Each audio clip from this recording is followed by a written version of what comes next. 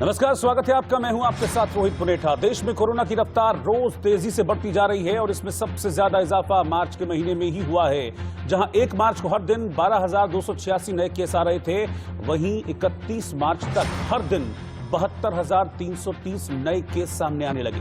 सरकार भी मान रही है कि कोरोना की ये बढ़ती रफ्तार इस वक्त बेहद चिंता की बात है, इसलिए कई राज्य अपने स्तर पर कोरोना को लेकर नए नए कदम उठा रहे हैं। महाराष्ट्र के कई शहरों में नाइट कर्फ्यू लगा दिया गया है, तो पंजाब में 8वीं तक के स्कूलों को बंद कर दिया गया है।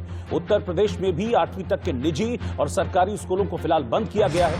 ऐसे में सवाल यह है कि मार्च महीने में कोरोना आखिरकार क्यों बेकाबू हो गया और कोरोना का नया स्ट्रेन जो आ रहा है वो कितना घातक है। इस बीच आपको बता दें कि पंजाब के पटियाला की न्यू नाभा जेल में बंद 40 महिला कैदियों की मंगलवार को कोरोना वायरस रिपोर्ट पॉजिटिव पाई गई है। स्वास्थ्य विभाग के मुताबिक इन महिला कैदियों के विभाग ने सैंपल्स लिए थे। पॉजिटिव पाए जाने के बाद महिलाओं को अलग सेल में रखा गया है, जबकि जिनकी रिपोर्ट नेगेटिव आई है उनका विभाग टीकाकरण करने की तैयारी कर रहा है। तो लगातार इस तरह के मामले सामने आते जा रहे हैं। कोरोना का विस्फोट तेजी से होता जा रहा है, जिस बात को लेकर अब चिंताएं बढ़ने लगी है। पॉजिटिव आया ਸੀਗਾ ਇਹਨਾਂ ਨੂੰ ਅਸੀਂ ਫਾਰਵਰਡ ਲੈਵਲ 1 ਦੀ ਜਿਹੜੀ ਜੇਲ੍ਹ ਹੈਗੀ ਹੈ ਸਬ ਜੇਲ੍ਹ ਮਲੇਰਕੋਟਲਾ ਉੱਥੇ ਟ੍ਰਾਂਸਫਰ ਕਰਤਾ ਸੇਮ ਡੇ। ਜਿਸ ਦਿਨ ਸਾਡੇ ਕੋਲ ਇਹਨਾਂ ਦਾ ਦੀ ਟੈਸਟ ਰਿਪੋਰਟ ਆਈ ਸੇਮ ਡੇ ਅਸੀਂ ਇਹਨੂੰ ਟ੍ਰਾਂਸਫਰ ਕਰਤਾ। ਪਹਿਲੇ ਪਤਾ ਲੱਗਿਆ ਸੀ ਇੱਕ ਲੇਡੀ ਸਾਡੇ ਕੋਲੋਂ ਇਲਾਜ ਦੇ ਲਈ ਸਿਵਲ ਹਸਪੀਟਲ ਨਾਭਾ ਗਈ ਸੀਗੀ ਤੇ ਪ੍ਰੋਟੋਕੋਲ ਦੇ ਅਨੁਸਾਰ ਅਸੀਂ ਉਸ ਦਾ ਟੈਸਟ ਕਰਵਾਇਆ ਨਾਭਾ ਤੋਂ ਹੀ ਉਹ ਪੋਜ਼ਿਟਿਵ ਆਈ ਤੇ ਉਸ ਤੋਂ ਬਾਅਦ ਹੀ ਸਾਰੀਆਂ ਲੇਡੀਜ਼ ਦਾ ਅਸੀਂ ਟੈਸਟ ਕਰਵਾਇਆ। तो कोरोना के मामले जिस तरह से बढ़ रहे हैं उसने एक चिंता को बढ़ा दिया है, उसने लोगों में एक डर पैदा कर दिया है, क्योंकि मार्च के महीने में हमने देखा कि बहुत तेजी से कोरोना के मामले बढ़े हैं, जिसको लेकर अब कई सवाल उठ रहे हैं। सवाल लोगों की लापरवाहियों को लेकर भी उठ रहा है। सवाल ये भी उठ रहा है कि आखिरकार ऐसा क्या हो गया कि वापस कोरोना एक बार फिर से तेजी से बढ़ने लगा है। तो पहला सवाल ये है कि मौत का ग्राफ चढ़ा, मार्च में आखिरकार कोरोना क्यों बढ़ा। सवाल यह भी है कि कैसे टूटेगी चेन और ये जो नया स्ट्रेन है ये कितना घातक है। कोरोना के मामले बड़ी तेजी से या फिर यूं कहें कि छप्पर फाड़कर सामने आ रहे हैं, तो आखिरकार ऐसा क्यों हो रहा है कि अचानक से देश में एक बार फिर से कोरोना की रफ्तार बढ़ने लगी है। और एक सवाल यह भी है कि लापरवाही भारी क्या और बढ़ेगी ये महामारी। इन सवालों के जवाब हम लेंगे। हमारे साथ देश के जाने माने डॉक्टर्स का पूरा पैनल है। मेरे साथ जो डॉक्टर्स अभी जुड़ गए हैं मैं उनसे इंट्रोड्यूस आपको कराता हूं, फिर इस चर्चा को हम आगे बढ़ाएंगे, क्योंकि ये जानना बहुत जरूरी है कि आखिरकार क्यों कोरोना वापस अपने पैर पसारने लगा है, क्यों कोरोना और जिंदगियां लेने लगा है। मेरे साथ इस वक्त पैनल में डॉक्टर डीके गुप्ता हैं, सीएमडी फेलिक्स हॉस्पिटल, और डॉक्टर श्रुति मलिक हैं, डायरेक्टर रेडिक्स हॉस्पिटल। आप दोनों का बहुत बहुत स्वागत है। इसके अलावा कुछ और डॉक्टर्स हमारे साथ जुड़ेंगे, लेकिन सबसे पहले मैं डॉक्टर डीके गुप्ता आपके पास आ रहा हूं। अचानक से हमने देखा, जब एक वक्त था हम मान रहे थे कि हां अब केसेस कंट्रोल में आ रहे हैं और देश भर में मामले घट के 4, 5, 7 हजार तक सीमित हो गए थे, लेकिन अचानक से मार्च में हमने देखा मार्च के पहले दिन करीब 12,500 केस आते हैं और मार्च खत्म हुआ 31 मार्च। तो 31 मार्च का जो 24 घंटे का आंकड़ा है वो इतना डरा रहा है कि लोग अब चिंता में आ गए हैं। 72,330 केस, 459 डेथ्स। ये क्यों हुआ? ये अचानक से ऐसा क्या हुआ डॉक्टर साहब? देखिए, हम लोग काफी दिनों से देख रहे थे कि कोरोना का जो प्रकोप है वो पूरे विश्व में फैला हुआ है और पूरे विश्व में इसकी कई सारी लहरें आई, वेव्स आई हैं। First wave, second wave, third wave. अभी जब हमारे भारतवर्ष में जिसकी फर्स्ट वेव चल रही थी और उस समय कई देशों जहां पहले प्रकोप आ चुका था वहां दूसरी और तीसरी देश उसकी जो लहर चल रही थी, तो उसके बावजूद भी हम लोगों ने ध्यान दिया, क्योंकि हमें पता है जो हमारी जो वल्नरेबल पॉपुलेशन है, हाई रिस्क पॉपुलेशन है, ससेप्टेबल पॉपुलेशन है, जिसको ना तो वैक्सीनेशन हुआ है ना ही उसको इन्फेक्शन हुआ है, वो 70-80% है डिफरेंट पार्ट्स ऑफ कंट्री के। कहीं 50% से ज्यादा लोग ऐसे हैं जिनको ना तो इन्फेक्शन हुआ है और ना ही वैक्सीनेशन लगा हुआ। कहीं पे 60% है, कहीं 70% है। एवरेज 60-70% ऐसे लोग हैं जिनको एंटीबॉडी जिनके अंदर नहीं है, ना तो नेचुरल भी नहीं है और ना ही वैक्सीन के द्वारा है। तो ये लोग हाईली ससेप्टेबल लोग हैं। जब भी इनके आसपास कोरोना का कोई व्यक्ति संक्रमित आएगा, कहीं से भी इम्पोर्ट संक्रमण होगा, तो ये लोग वल्नरेबल है, इनको ये ससेप्टेबल है, ये चपेट में आ जाएंगे और वहां छोटा सा एपिसेंटर बन सकता है या धीरे धीरे ऐसे कई सारे एपिसेंटर बनकर पूरे जिले को या पूरे प्रदेश को भी अपनी चपेट में ले सकते हैं। ऐसा ही भारतवर्ष में हम सबको ये लग रहा था कि शायद कोरोना चला गया। कोरोना चला नहीं गया था, कोरोना डोरमेंट हो गया था।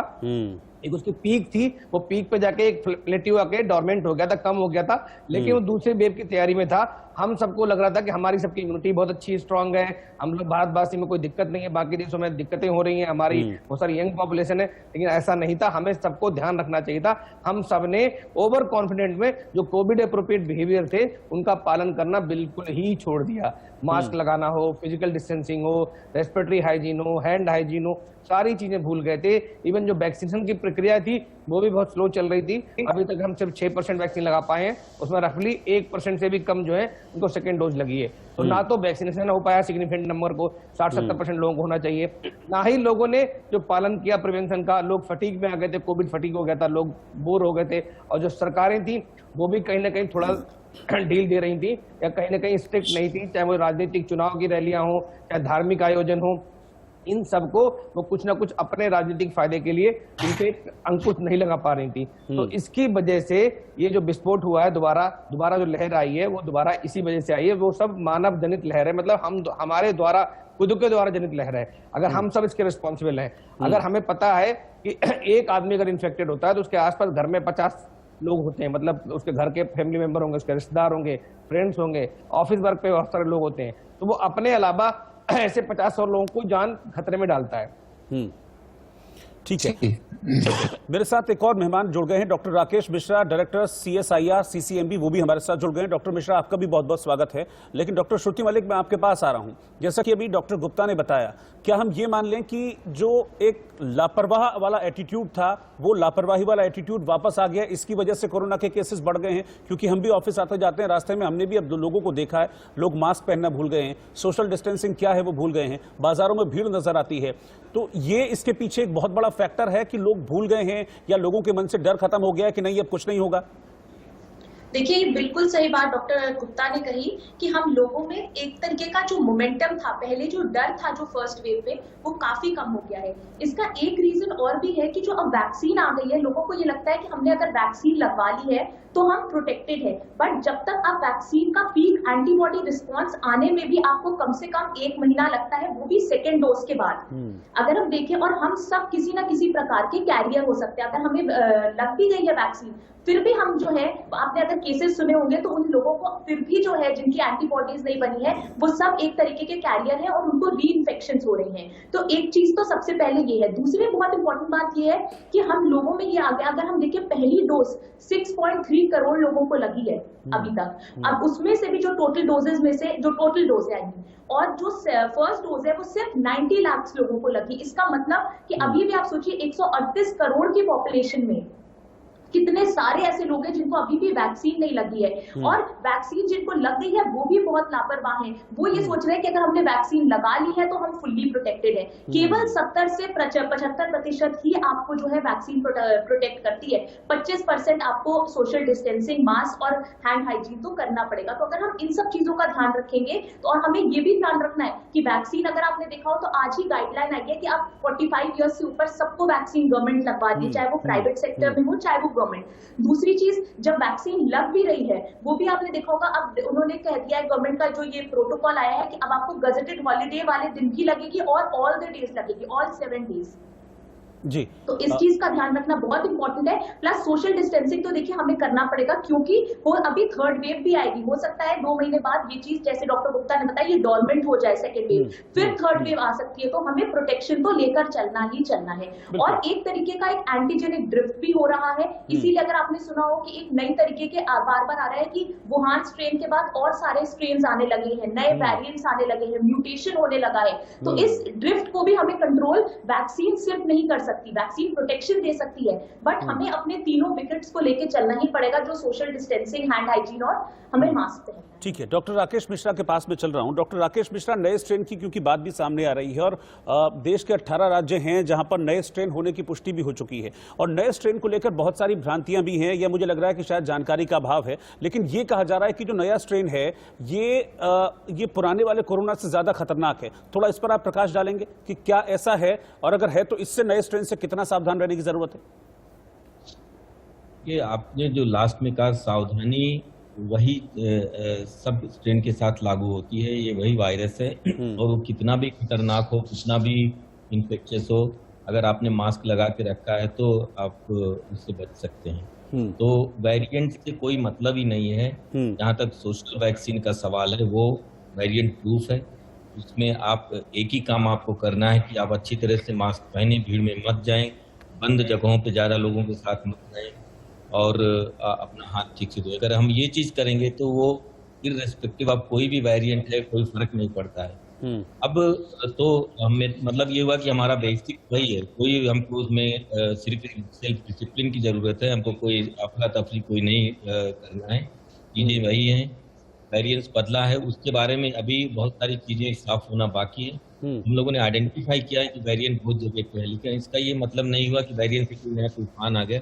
हमेशा इस वायरस के वेरिएंट बनते रहते हैं। इस वायरस की फितरत यही है कि ये चेंज होता रहता है हर 1-2 मिशन के बाद। हमने 6000 करीब जीनोम एनालाइज किए थे कुछ समय पहले, उसमें 7500 वेरिएंट हमको मिले थे। इसका मतलब ये नहीं है कि 7500 वेरिएंट हवा में घूम रहे हैं और बड़ी परेशानी है। वो ज्यादातर म्यूटेशन जो होते हैं वो किसी रिलेवेंस के नहीं होते हैं, वो धीरे धीरे खत्म हो जाते हैं। अभी जो UK variant, south Africa variant और ये डबल म्यूटेंट आपने सुना होगा, ये सब चीजें हैं जो दिख रही हैं कि जैसे डबल म्यूटेंट कुछ जगहों पे ज्यादा दिख रहा है, यूके वेरिएंट पंजाब में ज्यादा दिख रहा है, बाकी और जगहों पे कोई वेरिएंट उतना खास नहीं। इन वेरिएंट्स का उतना ज्यादा योगदान नहीं है इस लहर में, ये ज्यादा योगदान है हमने कई चीजें एक साथ ढिलवाही कर दिया है। जैसे आपने अभी सुना कि हम राजनीति में, धार्मिक चीजों में और अपने धंधे में ये करके सब भूल गए कि मास्क की जरूरत नहीं है, तो उसकी वजह से ये हुआ है। और ये वेरिएंट ज्यादा खतरनाक हो ऐसा कुछ अभी स्टैब्लिश नहीं ठीक से हुआ है। कहीं कहीं पे ऐसे लगता है कि यंग लोगों में भी इन्फेक्शन हो रहा है। अब उसकी वजह ये भी हो सकती है कि यंग लोग ज्यादा मिलते जुलते हैं अपने फ्रेंड से, ज्यादा एक्टिव रहते हैं। और दूसरी चीज मॉर्टेलिटी और ये चीजें शुरू में तो ऐसा लग रहा था कि ये कम है थोड़ी, लेकिन इससे तो वेरिएंट मतलब आए हैं, लेकिन उससे हमको अभी इतना ज्यादा परेशान होने की जरूरत नहीं है। ज्यादातर वेरिएंट टेस्ट किया गया है कि उसमें वैक्सीन काम कर रही है, और जो नहीं भी टेस्ट किया गया हम उसको वायरस को लैब में कल्चर कर रहे हैं। हमें पता चलेगा 1-2 हफ्ते में कि वैक्सीन कितने हद तक उस पर कारगर होगी। लेकिन चूंकि री इन्फेक्शन हमको नहीं दिख रहा है अभी, कुछ खास रिपोर्ट उसकी नहीं है, इसका मतलब हुआ कि जो पुराना इन्फेक्शन है उसको, उससे जो इम्यूनिटी बननी हुई है उसमें ये नए वेरिएंट इन्फेक्ट नहीं कर रहे हैं। इसका मतलब कि वैक्सीन भी इसमें ठीक तरह से काम करेगी। तो अभी हमको बहुत ज्यादा ऐसी कोई ऐसा वेरिएंट नहीं आ गया कि वो एकदम से हम फिर से जाएं ड्राइंग बोर्ड पे वैक्सीन की डिजाइन करें या करें। ये वही टेस्ट काम कर रहे हैं, वही एहतियात काम कर रहे हैं, वही वैक्सीन भी काम करेगी। तो सिर्फ जरूरत है कि हमारे पास जो चीजें हैं उसका इस्तेमाल करें। हम वो नहीं कर रहे हैं। अगर हम वैक्सीन लगा के और अच्छी तरह से सोशल वैक्सीन का इस्तेमाल करें और लोगों के अंदर ये बताएं कि अगर आप ये नहीं कर रहे हैं तो आप एंटी सोशल की तरह हैं, क्योंकि आप खुद बीमार ना हो अलग बात है, लेकिन आप फैला रहे हैं वायरस को दूसरों में और गलत तरह का मैसेज दे रहे हैं कि आप बिना मास्क के घूम रहे हैं। तो ये चीजें जो हैं वो असामाजिक हो गई हैं आज तक, और हमको ये अपने कल्चर में लाना है कि अगले 6 महीने कम से कम हमको ठीक से रखना है, तो हम इससे वापस आ जाएंगे। नहीं तो लोगों को बीमारी होगी, बहुत से लोगों की जान जा सकती है, और इससे भी ज्यादा जो और भी जो बड़ा नुकसान हमको होगा वो अगर लॉकडाउन की नौबत आई तो हम बहुत बड़ी मुसीबत में फंसेंगे। और उसका बिल्कुल जाहिर सी बात है, मुझे लगता है हर एक शख्स इससे बचना भी चाहेगा कि लॉकडाउन की तो नौबत कम से कम ना आए, क्योंकि हमने देखा था कि पिछली बार जब लॉकडाउन हुआ था 40 दिन का टोटल लॉकडाउन, और उसके बाद भी लॉकडाउन फिर काफी लंबा कैरी किया था, तो मतलब कितना इकोनॉमिकली नुकसान हुआ था देश को भी और इंडिविजुअली भी नुकसान हुआ था। मुझे नहीं लगता कि शायद कोई भी शख्स चाहेगा कि वो नौबत आए, तो उसके लिए लापरवाही कम से कम न बरती जाए। हमारे साथ आयुर्वेदाचार्य राम गोपाल दीक्षित जी भी जुड़ गए हैं, मेंबर हैं governing body Ayush ministry. Doctor Ram Gopal, मैं आपसे एक चीज समझना चाहूंगा कि ये जो वायरस है इसको लेकर ये भी कहा जा रहा है कि कोई एक पर्टिकुलर मौसम है जिसमें बहुत ज़्यादा तेज़ी से ये बढ़ता है, और क्योंकि इसमें म्यूटेशन बहुत ज़्यादा हुए हैं, इसके स्वरूप लगातार चेंज होता रहा है, म्यूटेशन ये लगातार करता रहा है। क्या कोई ऐसी बात है इस वायरस को लेकर कि हाँ ये किसी एक पर्टिकुलर मौसम में बहुत ज़्यादा प्रभावी हो जाता है या बहुत ज़्यादा फैलने लगता है? नहीं, इसका कोई भी मौसम से संबंध नहीं है। ये पेंडेमिक है, और पेंडेमिक का मतलब सारी दुनिया के अंदर एक समय पर एक जैसा मौसम कभी नहीं रहता। कहीं पर बहुत ठंडा रहता है, कहीं बहुत गर्म रहता है। तो उन सब जगह पर जब ये स्प्रेड हो रहा है तो इसका मतलब है इसका कोई मौसम से लेना देना नहीं है। हाँ, शरीर का लेना देना है मौसम से, जब चेंज ऑफ सीजन में जब लीवर केमिकल्स चेंज करता है उस समय पर इसके इन्फेक्शन बढ़ सकते हैं। जैसे अभी ये मौसम चल रहा है, ये चेंज ऑफ सीजन है, इस समय बढ़ सकते हैं, लेकिन ऐसा नहीं है कि सर्दी और गर्मी में ये कम हो जाएगा। ये जब लहर आती है तो आती ही है, बढ़ेगा तो बढ़ेगा ही। जिस प्रकार से अभी इसकी सेकंड वेव है और ये पैंडेमिक में हमेशा से, इससे पहले हिस्ट्री उठा के देखें तो ऐसा रहा है, 3, 4, 5 तक लहर आई हैं। जब भी अलर्ट है और अगर अवेयरनेस कम रही है तो संकट रहा है, बहुत तगड़ा रहा है। 15% से ज्यादा पॉपुलेशन ऑफ द वर्ल्ड इससे उनकी कैजुअलिटी हुई है। इसीलिए इसका कोई मौसम से लेना देना नहीं है, सावधानी ही इसके लिए बहुत। ठीक है सर, मैं आपके पास आऊंगा। आपका थोड़ा सा ऑडियो में प्रॉब्लम है, टेक्निकल ग्लिच है, उसको हम थोड़ा सा ठीक कर लें, फिर मैं आपके पास आता हूं। और डॉक्टर क्रोशित पटेल भी इस वक्त हमारे साथ जुड़ गए हैं, सीएमओ हैं दिल्ली गवर्नमेंट हॉस्पिटल के। डॉक्टर क्रोशित पटेल, आपका भी स्वागत है। मैं एक सवाल नए वायरस को लेकर ही आपसे करना चाहूंगा, क्योंकि म्यूटेशन की बातचीत चल रही है। तो नए वायरस को लेकर जो लक्षण सामने आ रहे हैं उसमें ये कहा जा रहा है कि पहले जो लक्षण थे कोरोना के, कि बुखार है, खांसी है, जुकाम है, ये उस वक्त के लक्षण बताए गए थे। लेकिन अब ये कहा जा रहा है कि इसमें कुछ लक्षण में भी चेंजेस आए हैं। क्या ऐसा कुछ है? और अगर ऐसा है तो फिर वो क्या नए लक्षण हैं? क्योंकि ये बात कही जा रही है कि शायद अब उल्टी, डायरिया, ये भी कुछ नए लक्षण ऐड हो गए हैं इसमें। क्या ऐसा कुछ है? बिल्कुल बिल्कुल, कुछ जो नए म्यूटेटेड स्ट्रेन आजकल देखने को आ रहे हैं, उस केसेस में हमें एक तो डायरिया, वॉमिटिंग, आंखों में लाल होना, रेडनेस होना, स्किन पे रैशेस होना, खारिज होना और तरह की भी कुछ जो सामान्य बीमारी जिसको हम फीवर और कफ के साथ रिलेट नहीं करते, उनमें भी एक केसेस म्यूटेटेड स्ट्रेन देखने को मिल रहा है। उसमें खासकर जो विदेश से आए हुए डबल म्यूटेटेड जो सीक्वेंस है वो देखने को मिल रहा है, जो सुपर स्प्रेडर होते हैं। डबल म्यूटेटेड वायरस स्ट्रेन क्या है, मैं थोड़ा आपको बताता हूँ कि कोई एक वायरस है वो म्यूटेट होकर उसने अपना स्वरूप बदल दिया और ऐसे ही दूसरे एक वायरस ने बदल दिया, वो दोनों मिलकर एक तीसरा म्यूटेटेड स्ट्रेन बनाते हैं जो और भी खतरनाक है और बहुत तेजी से 30 से 70% ज्यादा तेजी से फैल रहा है। और उसमें जो संक्रमण फैलने की क्षमता है वो बहुत ज्यादा होने की वजह से आसपास के सुपर स्प्रेडर के तौर पे उभर के आ रहा है वो। तो कोई भी एक इवेंट में, मान लीजिए कि शादी ब्याह या कोई भी एक धार्मिक संस्थान या पॉलिटिकल रैली में अगर इस तरह का कोई एक पर्सन होगा तो वो सुपर स्प्रेडर की तरह काम करेगा।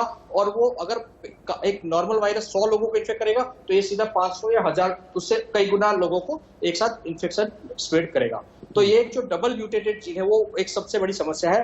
और दूसरी कि आजकल कुछ देशों में जैसे हमने पाया है कि जो स्पाइक प्रोटीन ने इतने स्वरूप अपने बदल दिए हैं, स्पाइक प्रोटीन मतलब वायरस की बाहरी परत पे आया हुआ प्रोटीन का एक कण, वो उन्होंने इतना अपना स्वरूप बदल दिया है कि अब आरटीपीसीआर के माध्यम से भी उनको पहचानना मुश्किल हो रहा है। तो आरटीपीसीआर रिपोर्ट नेगेटिव है, इसका मतलब ये नहीं है कि आप में वो वायरस नहीं है। हो सकता है म्यूटेटेड जीन हो, लेकिन अगर लक्षण है और आप में कोई ऐसी चेंजेस आ रहे हैं बॉडी में कोविड रिलेटेड, तो आपको जरूर भर्ती हो जाना चाहिए। सिर्फ आरटीपीसीआर पे डिपेंडेंट नहीं रहना चाहिए, क्योंकि उनकी एफिकेसी अब उस पे नए स्ट्रेन पे नहीं पकड़ने में सक्षम नहीं पाई गई है। ठीक है। Doctor DK. गुप्ता, पिछले 7 दिनों का एवरेज है मेरे सामने। मैं पिछले 7 दिनों का एवरेज ये कहता है कि 62,019 एवरेज पर डे केसेस आए हैं और 319 डेथ्स पिछले 7 दिनों में एवरेज हुई हैं। ये बताता है कि हाँ, कोरोना तेजी से बढ़ रहा है। और कोरोना का सीधा लिंक कहते हैं कि इम्यूनिटी से है। ठीक है, जैसा कि आपने पहले बताया था कि लापरवाही हम लोगों को नहीं करनी है, मास्क वगैरह हमको लगाना है अच्छे से, हम लोगों को बाहर बहुत ज़्यादा अननेसेसरी अगर ज़रूरत नहीं है तो बाहर ना जाएं और सोशल डिस्टेंसिंग का पालन करें। लेकिन साथ ही साथ अपनी इम्यूनिटी को कैसे बिल्डअप करें और साथ ही साथ ऐसा क्या कुछ करें कि कम से कम इम्यूनिटी एक तरीके से मजबूत रहे, उसके लिए कुछ सजेस्ट करेंगे आप? चाहूंगा कि जो अभी जो नंबर्स आ रहे हैं, अगस्त में भी यही नंबर की संख्या थी। उस समय इससे हल्का था कि डबलिंग टाइम 10 दिन था। अभी डबलिंग टाइम ने शुरू में देखा 3 से 4 दिन चल रहा था। तो कहीं ना कहीं ये बहुत तेजी से फैल रहा है। अगले 2-3 महीने हम लोग के लिए बड़े ही एहतियात बरतने वाले हैं, तो हम सबको ध्यान रखना चाहिए। तो खाद का परहेज तो बताइए, जो प्रिकॉशन रखने, इम्यूनिटी पे क्या ध्यान रखना है ये भी बहुत इंपॉर्टेंट है कि हम सबको कि एक अपनी जो नींद है उसको पूरी मात्रा में लें, स्लीपिंग हैबिट्स नॉर्मल रखें, ठीक है, स्मोकिंग, अल्कोहल का सेवन ना करें, ग्रीन लीफी वेजिटेबल्स हैं वो ज्यादा लें, फ्रेश फ्रूट्स लें, हरी सब्जियां लें, साथ में जो ड्राई फ्रूट्स हैं उनका सेवन कर सकते हैं हम लोग, और वॉक कर सकते हैं नॉर्मल विद ऑल प्रिकॉशन जो रखनी है हमें। इसके अतिरिक्त कुछ बहुत सारी मल्टीविटामिन है जिसमें जिंक होता है, विटामिन ए है, विटामिन डी है, विटामिन सी है, ऐसी मल्टीविटामिन। डॉक्टर साहब, मैं आपको 2 मिनट रोकना चाहूंगा, मैं आपको रोकना चाहूंगा की बात करूं तो बहुत तेजी से केसेस बढ़े हैं, कैसे इन केसेस को कंट्रोल किया जा सकता है, इस पर हम चर्चा कर रहे हैं।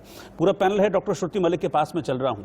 डॉक्टर श्रुति मलिक, जिस तरीके से इजाफा हुआ है कोरोना के केसेस में पिछले 1 महीने के दौरान, मार्च महीने में हमने देखा था कि बहुत तेजी से कोरोना के केसेस बहुत ज्यादा बढ़ने लगे थे। इसकी रेमेडी क्या है, हम इसको कंट्रोल कैसे कर सकते हैं? देखिए, अगर हम आज का डेटा देखें, जो 72,000 से भी ज्यादा केसेस अभी तक हुए हैं हमारे, हम अगर देखें तो हमारा डबलिंग रेट जो पहले 10 का था, अब वो 3 से 4 दिन का हो गया है। तो ये एक थोड़ी सी बात है जिसके लिए हमें एक्चुअली में सोचना पड़ेगा। दूसरी बात बहुत इंपॉर्टेंट मैं ये बताना चाहूंगी कि हम सबको ये जानना जरूरी है कि हमारी पॉपुलेशन है 138 करोड़ की, और हर्ड इम्यूनिटी आने में तब तक हमें टाइम लगेगा जब तक कि 100 करोड़ लोगों को नहीं लग जाती वैक्सीन। बट जिस हिसाब से वैक्सीन आ गई है, जिस हिसाब से हमारे डॉक्टर्स अब हिंदुस्तान के इतने सक्षम है कि हम उसको ट्रीट कर सकते हैं आफ्टर फर्स्ट वेव, हम एक भी डेथ जो है वो हम नहीं चाहते कि हो हमारे देश में। सबसे इम्पोर्टेंट चीज यहाँ पे एक बात मैं और बताना चाहूंगी कि हमारे बच्चे जो हैं वो सबसे ज्यादा वल्नरेबल है। 33% हमारे देश की जो पॉपुलेशन है वो हमारे बच्चे हैं। अगर उनके लिए तो अभी कोई वैक्सीन ही नहीं आई है, हम कैसे कोई भी लापरवाही ऐसा कर सकते हैं कि हमारे बच्चे जो है वो उसकी वजह से अफेक्ट हो? क्योंकि अगर अभी भी ट्रायल जरूर चल रहे बच्चों पर, बट अभी तक वैक्सीन आई नहीं है। उसके बाद हमें 6 से 7 महीने तो कम से कम लगेंगे जिस हिसाब से वैक्सीन का चल रहा है। अगर आपने देखा हो कि आज से 45 इयर्स के ऊपर सबको लग रही है, तो हमें ये बहुत ध्यान रखना है कि हम लगवा तो रहे वैक्सीन, बट प्रोटेक्शन कितना ले रहे हैं ये बहुत इंपॉर्टेंट है। और देखिए, पुलिस या सरकार जा जाके नहीं कर सकती, एक एक को मास्क नहीं पहना सकती, हमें सेल्फ प्रोटेक्शन ही करना पड़ेगा, वरना हम थर्ड वेव की तरफ ही चले जाएंगे। ये स्टेज अभी जो है जो पीक पे आई है, ये सिर्फ और सिर्फ हमारी लापरवाही और शायद लोगों के मन में एक ये डर खत्म हो गया था कि अब वैक्सीन आ गई है तो हम एक तरीके से प्रोटेक्टेड हैं। बट वैक्सीन का भी हमें ये ध्यान रखना है कि पीक एंटीबॉडी रिस्पॉन्स आने में भी टाइम लगता है, तो हम अपने आप को सोशल डिस्टेंसिंग करें, मास्क पहने। मास्क सिर्फ इसलिए ना पहने कि कोरोना है, अगर आप देखिए हमारे को मास्क निमोनिया से, स्वाइन फ्लू से, टीबी से और भी बीमारियों से, जितनी रेस्पिरेटरी इन्फेक्शन है उनसे भी बचाता है। तो अगर हम अपने आप को प्रोटेक्शन चाहते हैं तो हमें सेल्फ प्रोटेक्शन सबसे पहला करना पड़ेगा। ठीक है, हमारे साथ एक और खास मेहमान इस वक्त जुड़ गए हैं, पद्मश्री डॉक्टर के अग्रवाल, पूर्व अध्यक्ष IMA। आप भी हमारे साथ जुड़ गए हैं। डॉक्टर अग्रवाल, बहुत बहुत स्वागत है आपका। मेरा सवाल यह है कि क्या लापरवाहियों की वजह से अब हम फिर से किसी बड़े खतरे के मुहाने पर आ खड़े हुए हैं सर? देखिए, अब खतरे की बात तो हम कर नहीं सकते, सेकेंड वेव तो आ गई है। अब हम इसके बारे में तो हमें मिटिगेशन पे जाना है। We can't think upon, because अगर आप सोच रहे हैं कि ये सेकेंड वेव इमीडिएटली खत्म हो जाएगी, वो तो लगता नहीं। पूरी दुनिया में जब भी सेकेंड वेव आई है, पहली वेव से स्ट्रॉन्गर आई है और अर्लियर आई है, तो केसेस तो 1 लाख को क्रॉस करेंगे। तो समय फिर आ गया है, जब वेव आ जाती है तो मिटिगेट करिए। मिटिगेशन का मतलब है मोर्टेलिटी कम करिए और जो कर सकते हैं वो करिए। मैसेज बड़ा क्लियर है कि वो सारे लोग जिनको वैक्सीन नहीं लगा है और जिनको कोरोना अभी तक नहीं हुआ है, वो अपने आप को बचाएं। हमारा मैसेज बड़ा क्लियर होना चाहिए कि वो सारे लोग जिनको कोरोना नहीं हुआ है और जिनको वैक्सीन नहीं लगा है, वो अपने आप को बचा के रखें। और हमारी एज ए डॉक्टर हमारी रिस्पॉन्सिबिलिटी है, इन लोगों को कोरोना हो जाए तो मरने ना दें। तो अगर आप ये बोल रहे हो कि इस स्टेज पे आके जहाँ 70,000 केसेस आ गए हम इसको रोक लेंगे, आप रोक नहीं सकते। ये वेव तो पीक पे जा रही है। पीक की ये तो आंधी है, आंधी को कैसे रोकोगे? शुरू में रोक सकते थे तो रोक सकते थे, और ये आंधी यूके की स्ट्रेन वाला वायरस भी है और साथ में डबल म्यूटेशन भी है। डबल म्यूटेशन वाला जो है दोनों RBM का है, उसमें एंटी-डी की डिलीशन नहीं है, तो वो तो आएगा 1-2 महीने में, कहर ढाएगा और चला जाएगा। अल्टीमेटली हमारे देश के अंदर में जो वाइल्ड वायरस बनने वाला है वो यूके वाला बनने वाला है। तो यूके वाला इसलिए बनने वाला है क्योंकि उसमें एन टर्मिनल डोमेन, जिसको मास्टर चाबी बनाने की जिसके पास टेक्निक है, वो है। तो आज की डेट में ये जो वेव है, डिस्कशन हमारे को इस वक्त में ये करना है कि मोर्टेलिटी, अब जैसे 400-550 लोगों की मृत्यु हुई है, कि किस तरीके से सेकेंड वेव में हम अपनी मोर्टेलिटी को कम से कम करें। बाकी बचाना तो आदमी को अपने ऊपर है। अब हमारी सारी जिम्मेवारी मोर्टेलिटी रिडक्शन में होनी चाहिए, ना कि बीमारी को प्रिवेंशन करने में, क्योंकि बीमारी तो जिसने बचाना होगा अपने आप को बचाएगा। So we have to reduce. And second, another thing is, remember, जैसे जैसे वैक्सीनेशन बढ़ेगा और जैसे जैसे वायरस बढ़ेगा और म्यूटेशंस आएंगे। दोनों लड़ रहे हैं, म्यूटेशन लड़ रहा है कि मुझे एग्जिस्ट करना है, वैक्सीन लग रहा है कि मुझे तुझे मारना है। तो म्यूटेशंस तो आएंगे, म्यूटेशंस आप कैसे रोक लेंगे उसके अंदर में? म्यूटेशंस आएंगे तो हमें तो मिटिगेशन करना है ना। नहीं, मैं बिल्कुल सही बोल रहा हूँ जो बोल रहा हूँ कि जब भी even in Israel in the terminal phase when the vaccination was very high, mutations आ सकते हैं। तो इसलिए आज की डेट में हमें मिटिगेशन करना है और उस पॉपुलेशन को जिसको नहीं हुआ उसे अपने आप को बचाना है। ठीक है।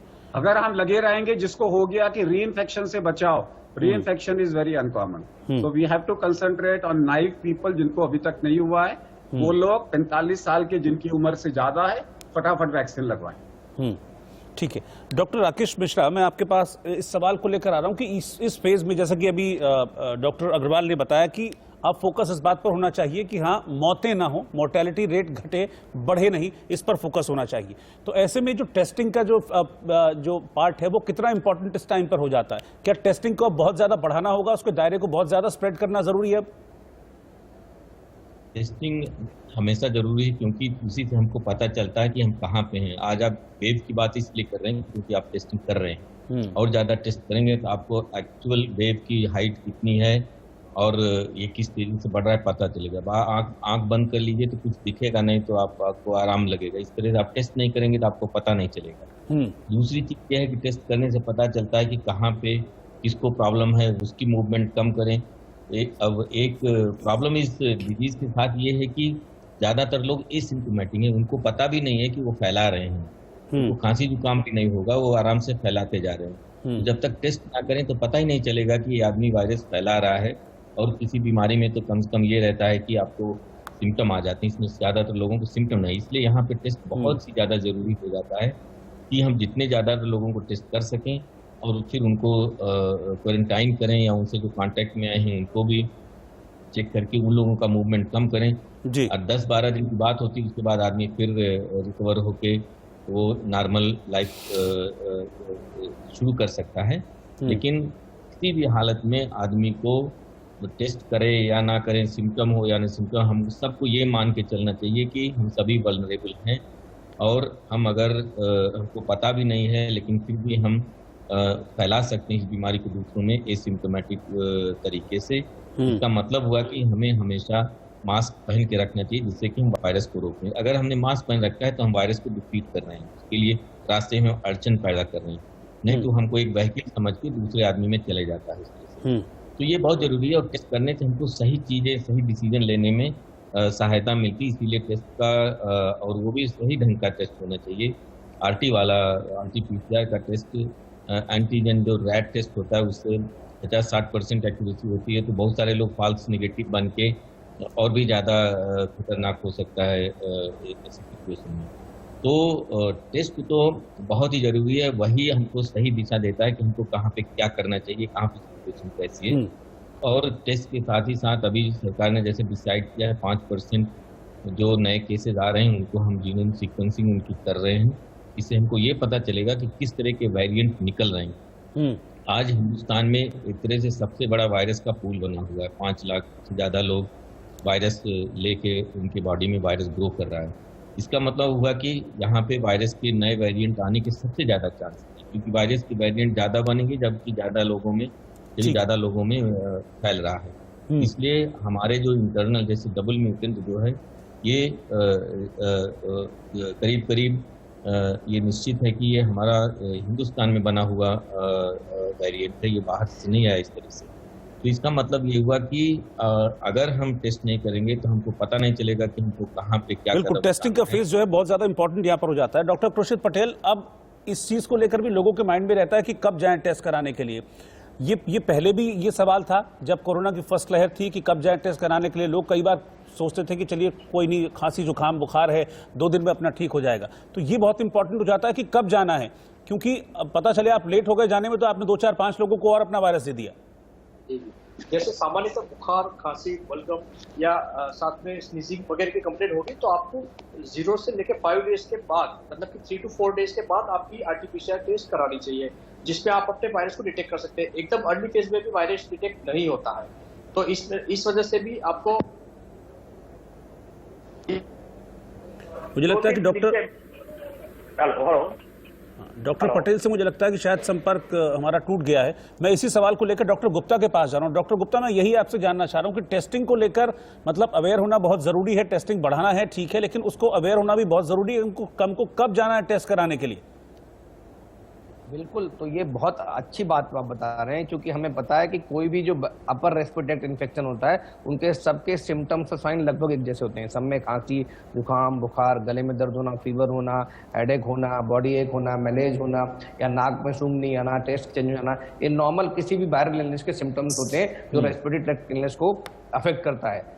तो इसमें कोरोना में डिफरेंशिएट कैसे करें? तो इस समय जो भी इन्फेक्शन हो रहा है, गले में दिक्कत हो रही है, खांसी जुकाम बुखार हो रहा है, वो जब तक प्रूव्ड नहीं है तब तक उसको कोरोना ही माने, तब तक उसका टेस्ट कराएं। जैसे आपको ऐसे सिम्टम आते हैं तुरंत अपने आप को आइसोलेट करें, तुरंत अपने जो सारे प्रिकॉशंस फॉलो करें और अपनी सैंपलिंग तुरंत कराएं जब तक कि रिपोर्ट नेगेटिव ना आए। अगर नेगेटिव रिपोर्ट है, मैं तो यहाँ तक ही कहता हूँ, और सिम्टम्स परसिस्ट कर रहे हैं तो रिपीट टेस्ट कराएं। बहुत बार होता है कि फॉल्स नेगेटिव रिपोर्ट भी आती है, तो इसलिए और एंटीजन टेस्ट पे भरोसा नहीं कर सकते। बहुत बार अगर आपको सिम्टम्स आ रहे हैं और एंटीजन टेस्ट नेगेटिव है तो आपको आरटीपीसीआर अवश्य कराना है। ये सारी गाइडलाइंस हैं जो आईसीएमआर ने दी हुई है, तो इन सबको में पालन करना चाहिए, क्योंकि अर्ली डायग्नोसिस, अर्ली ट्रीटमेंट ही हम लोगों की जान बचा सकता है, लोगों की मोर्टेलिटी कम कर सकता है, डेथ रेट कम कर सकता है, कॉम्प्लिकेशन कम कर सकता है। अगर डायग्नोसिस लेट होगी तो बहुत सारी ऐसी दवाइयां जो एंटीवायरल ड्रग हैं, खासकर रेमडेसिविर है, फेविफ्लू है, ये सेकेंड वीक में, थर्ड वीक में ज्यादा इनका रोल नहीं रहता। तो अगर हमने जल्दी डायग्नोसिस कर ली तो दवाइयों का असर जल्दी आएगा, जल्दी हम सिम्टोमेटिक ट्रीटमेंट दे सकते हैं, सपोर्टिव ट्रीटमेंट दे सकते हैं, तो उससे हम लोगों की जान बचा सकते हैं, लोगों के कॉम्प्लिकेशंस कम कर सकते हैं, डेथ को कम कर सकते हैं। और दूसरी बात रही, एक जो हम पहले भी करें, 4 टी में फॉलो करना चाहिए, 4 टी। सबसे पहले टेस्टिंग, दूसरा ट्रेसिंग, जो उसके कांटेक्ट में जितने लोग आए, तीसरा अर्ली ट्रीटमेंट, ट्रीटमेंट, और लास्ट में टीकाकरण, टी। तो हमें पता है 3-4 चीजें हैं जो हमें बचा सकती हैं दोबारा दूसरी वेव से, इस खतरनाक वेव से। ये 4 टी हैं, फिर बता रहा हूं मैं। पहला टेस्टिंग, ट्रेसिंग, ट्रीटमेंट और टीकाकरण। तो इस समय हमें लगता है टीकाकरण में, जैसे सरकार ने अभी ऐलान किया है कि अब 7 दिन टीका लगेगा, चाहे छुट्टी हो चाहे गेस्टेड हॉलीडे हो। ऐसे में तो सजेस्ट करूंगा सरकार को कि जो बड़े हॉस्पिटल्स हैं, शहरों के हॉस्पिटल जहां सुविधाएं 12 घंटे, 16 घंटे, 24 घंटे, जैसी जैसी सुविधाएं हो उसके हिसाब से टीकाकरण को मैंडेटरी कर देना चाहिए। और जैसे हमने लॉकडाउन में किया था ना, ऐसे टीकाकरण को भी मैंडेटरी कर देना चाहिए। अगर कोई टीकाकरण नहीं लग पा रहा है तो उसको ट्रेवल करना दूसरे डिस्ट्रिक्ट में, दूसरे प्रदेश में, दूसरे जिलों में, दूसरे कंट्रीज में बैन कर देना चाहिए, सो दैट लोग, बहुत सारे लोग जो डर के मारे बैठे टीका नहीं लगवा रहे, वो निकल के बाहर आए। क्योंकि खाली उनके लिए टीकाकरण जरूरी नहीं है, उसके अलावा जैसे आप बता रहे थे, उनके आसपास के जो लोग हैं, जो कोहार्ट है पूरा आसपास में 50-100 लोगों का होता है, वो उनके लिए भी खतरनाक हो सकते हैं। तो इसलिए टीकाकरण को मैंडेटरी करना चाहिए, वैक्सीनेशन प्रोसेस को तेज करना चाहिए। और जो बाहर दूसरी वैक्सीन है, 10-12 ऐसी वैक्सीन है जो वर्ल्ड वाइड जिनको अप्रूवल मिल चुका है दुनिया में इमरजेंसी यूज का, चाहे वो स्पुतनिक हो, चाहे जॉनसन एंड जॉनसन हो, या ऐसी मॉडर्ना है, फाइजर है, ऐसी बहुत सारी वैक्सीन को इंडिया में एंट्री करनी चाहिए। बिकॉज मल्टीपल वैक्सीन होगी, लोगों के लिए ऑप्शन होंगे, प्राइवेट सेक्टर में होंगे, तो उसका फायदा होगा। ठीक है जी, ठीक है। डॉक्टर अग्रवाल, जैसा कि अभी बात ये हो रही है कि हाँ, आपने भी कहा कि वैक्सीनेशन को बहुत तेजी से बढ़ाना होगा, तो क्या इसके लिए अब जो एज बार अभी लगाया गया है कि 45 तक, फिर क्या इसको एज बार को हटा देने से तेजी नहीं आएगी वैक्सीनेशन में? क्योंकि इस बीच कई खबरें इस तरह की भी आई कि वैक्सीन तो क्योंकि खुलती है उसके बाद 2-4-5 घंटे का उसका टाइम होता है, खराब हो जाती है, लोग नहीं पहुंच रहे हैं वैक्सीनेशन को लेकर। अगर एज बार हट जाएगा तो वैक्सीनेशन में तेजी आएगी? Number 1, vaccine wastage, national vaccine wastage is around 8% और 6.5%, जो 0 होना चाहिए नेशनल, क्योंकि कहीं कहीं पे ज्यादा है। तो अगर 6 करोड़ वैक्सीन लगे हैं तो 60 लाख बेकार हो गए होंगे जी। तो वैक्सीन वेस्टेज नहीं होना चाहिए जी।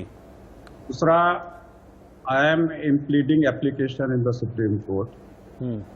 Matter is coming, I think 3rd और 4th को मैटर आ रहा है, परसों या तरसों में मैटर आ रहा है जी।